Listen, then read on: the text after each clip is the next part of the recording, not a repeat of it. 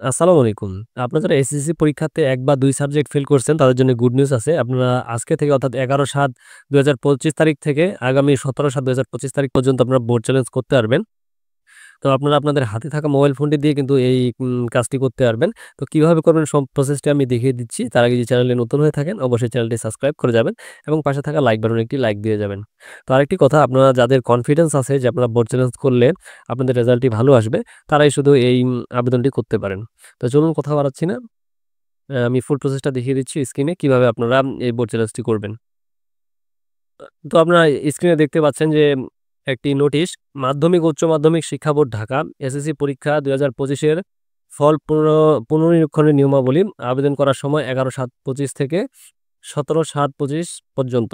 এখানে দেখেন আপনারা শুধু এটি টেলিটক সিম দিয়ে করতে পারবেন। শুধু টেলিটক প্রিপেড সিম মোবাইল ফোন থেকে পুনর্নিরীক্ষণের আবেদন করা যাবে। আবেদন করতে মোবাইলে এসএমএস অপশনে গিয়ে আরএসসি স্পেস বোর্ডের নামের প্রথম ৩ অক্ষর স্পেস রোল নাম্বার স্পেস বিষয় কোড লিখে সেন্ড করবেন ১৬,222 নাম্বারে।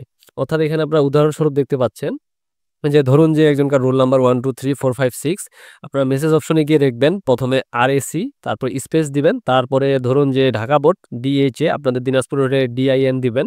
আরকি যার যেটা বোর্ড ৩ অক্ষর বা সংক্ষিপ্ত যেটা দেন আপনারা এটা দিয়ে দিবেন। তারপরে আপনারা বোর্ডের পরে স্পেস দিয়ে রোল নাম্বারটি দিবেন এবং তারপরে এখানে আপনারা স্পেস দিয়ে আপনাদের যে পরীক্ষার্থীর যে ফেল আসছে এটির কোড নাম্বারটি দিয়ে দিবেন। আর আপনারা যদি একাধিক করতে যান সেক্ষেত্রে আপনারা এই যে আপনারা পরীক্ষার কোড নাম্বারটি দিয়েছেন এরপরে যদি আপনার আরেকটি সাবজেক্ট এড করতে যান তাহলে কমা দিয়ে ওই সাবজেক্টেরই আপনারা কোড নাম্বারটি দিয়ে ১৬,222 নাম্বারে আপনারা সেন্ড করে দিবেন। তো আপনাদের বোঝার উদ্দেশ্যে আমি আরেকবার বলে দিচ্ছি মেসেজ অপশনটা কিভাবে আপনারা যাবেন। আপনারা মেসেজে গিয়ে লিখবেন আরএসসি স্পেস তারপরে আপনাদের বোর্ডের সংক্ষিপ্ত যে নামটা আপনারা দিয়ে থাকেন দেওয়ার পরে আবার স্পেস দিয়ে আপনাদের রোল নাম্বারটি দিবেন এবং আবার স্পেস দিয়ে আপনাদের কোড নাম্বারটি দিবেন এবং আপনারা যদি আপনারা একের অধিক যদি আপনারা বোর্ড চ্যালেঞ্জ করতে যান তাহলে এই যে কোড নাম্বারটি দেখতে পাচ্ছেন আপনারা ১০৯ এটার পরে আপনারা কমা দিয়ে আপনার যে অন্য সাবজেক্টের ক ক আপনারা বোর্ড চ্যালেঞ্জ করতে আছেন সেটির আপনারা এখানে কোড নাম্বারটি দিয়ে ১৬,222 তে সেন্ড করবেন। সেন্ড করার পরে আপনাদের একটি ফিরতি এসএমএস চলে আসবে কিন্তু যেখানে আপনারা একটি পিন পাবেন এবং এখানে আপনারা দেখতে পাবেন যে আপনাদের সাবজেক্ট ভিত্তিক কত টাকা করে কাটতেছে সেই হিসাবে আপনারা আপনাদের টেলিটক সিমের টাকা কিন্তু ভরে নেবেন। তো আপনার ফিরতি এসএমএস আসার পরে আপনার মেসেজ অপশনে যাবেন। তারপরে আপনারা এখানে আবার লিখবেন আরএসসি আবার স্পেস দিয়ে ইএস লিখবেন এবং তারপরে আবার স্পেস দিয়ে আপনার যেই ফিরতি এসএমএস এর পিনটা আসবে এই পিনটা দিবেন এবং স্পেস দিয়ে আপনার অবশ্যই কিন্তু সঠিক ফোন নাম্বারটা দিবেন। কারণ এই নাম্বারেই কিন্তু আপনাকে জানিয়ে দেওয়া হবে যে আপনার যে বোর্ড চ্যালেঞ্জের রেজাল্টটি আপনি আপনার যে ফেল আসছে না পাস আসছে আপনারা এই নাম্বারের মাধ্যমে কিন্তু এসএমএস পেয়ে যাবেন।